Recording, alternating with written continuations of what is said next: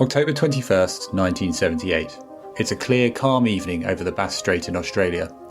A young pilot named Frederick Valentich takes off in a Cessna 182 light aircraft for what should have been a routine training flight. What happened next was one of the most mysterious aviation disappearances in history.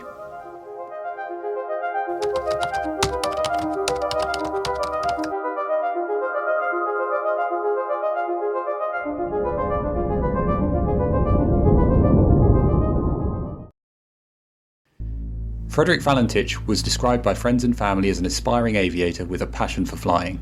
His dream was to pursue a career in aviation. He had accumulated approximately 150 hours of flight experience. He held a private pilot license and was working toward his commercial pilot license. Despite his relatively limited flight hours, he was regarded as a competent, if not cautious, pilot by those he trained with. On the ground, Frederick was a diligent student. He attended the Royal Melbourne Institute of Technology, where he was enrolled in an advanced aviation course. His instructors noted his keen interest in learning. On the day of his disappearance, Valentich was on a training flight to King Island. His plan was to pick up a few friends and return to Melbourne later that evening.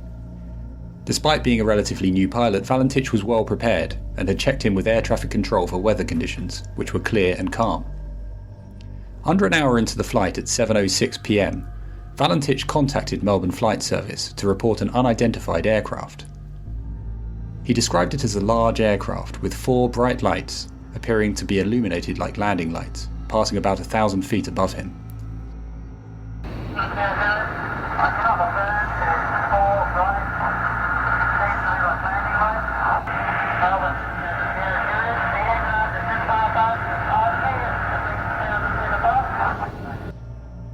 Confused and increasingly anxious, Valentich noted that the mysterious aircraft seemed to be playing games with him, flying at various speeds and altitudes and even orbiting above him at one point.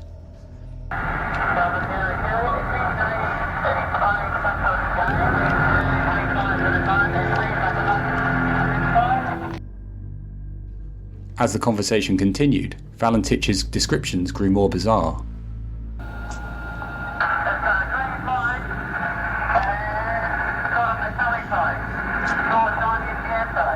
At 7:12 p.m, Valentich reported engine problems.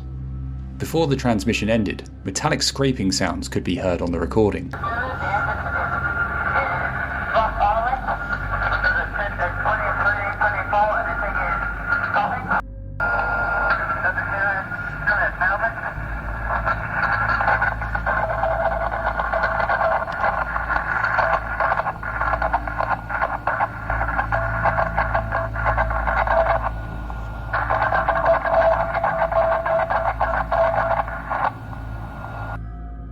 This was the last ever contact with Frederick Valentich.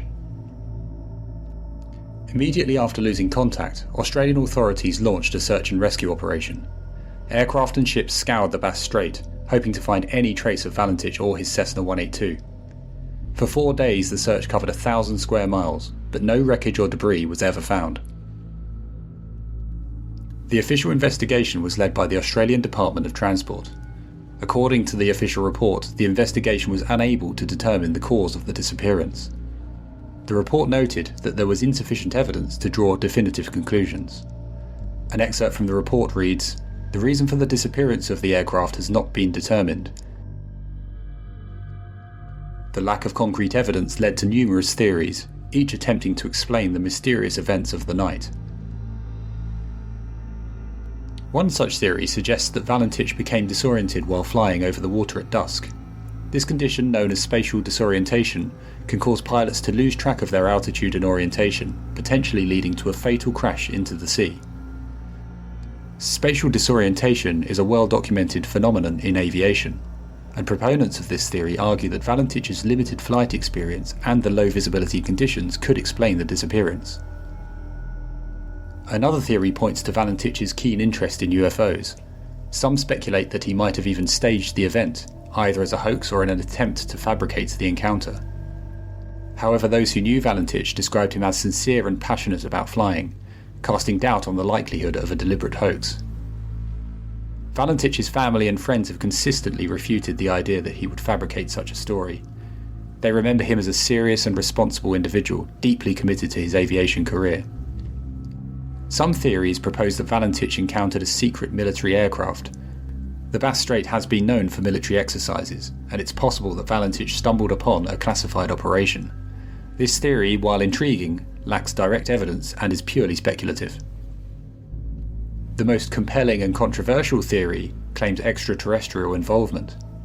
Valentich's detailed description of the unidentified flying object, coupled with the mysterious metallic scraping sound heard at the end of his transmission, has led many to believe that he encountered a UFO.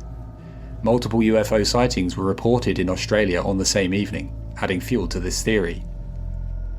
Several witnesses came forward, claiming to have seen strange lights in the sky near the area where Valentich had disappeared. Key among those witnesses was an amateur photographer, Roy Manifold.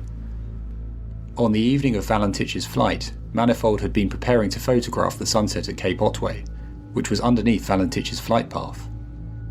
After developing his photographs, Roy noticed something strange floating in the sky on one picture. Upon closer inspection, it appeared to be a solid metallic object enveloped in a cloud of vapour. Following extensive investigation of the negatives, a leading Australian photo lab found no dirt or damage to the negative and determined the strange object actually appeared in the photograph. In the years following the incident, the Valentich case has continued to captivate researchers, UFO enthusiasts, and the general public. It stands as a haunting reminder of how much we still have to learn about our world and the skies above. So what do you think happened to Frederick Valentich? Was it a tragic accident, a military encounter, or something out of this world? I'd love to hear your thoughts in the comments below. Thanks so much for watching, I really appreciate it. If you enjoyed this video, don't forget to like, subscribe and hit the bell icon as it will really support the channel. Until next time.